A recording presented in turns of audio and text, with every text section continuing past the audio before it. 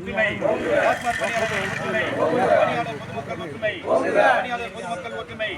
தமிழக அரசே, தமிழக அரசே, தமிழக அரசே, தமிழக அரசே, டாஸ்மாக் பணியாளருக்கு பணி நிரந்தரம் வேண்டுமே, வேண்டுமே, வேண்டுமே, பணி விதிகள் வேண்டுமே, பணி பாதுகாப்பு வேண்டுமே, தனியார் துறை கொத்தடிமை போல கொஞ்சம் கீழே கொத்தடிமையா நல்ல கீழே நல்ல கீழே சொல்லு டாஸ்மாக் நிர்வாகமே பதில் சொல்லு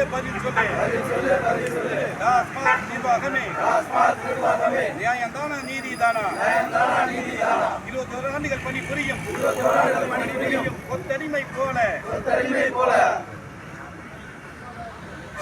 டாஸ்மாக் நிர்வாகமே நியாயம்தானா நீதிதானா 21 ஆண்டுகள் பணி புரியும் கொத்தடிமைகள் போல டாஸ்மாக் நிர்வாகத்தை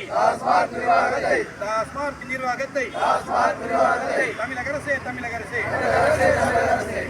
பதில் சொல்லு ஒன்றுபடுவோம்,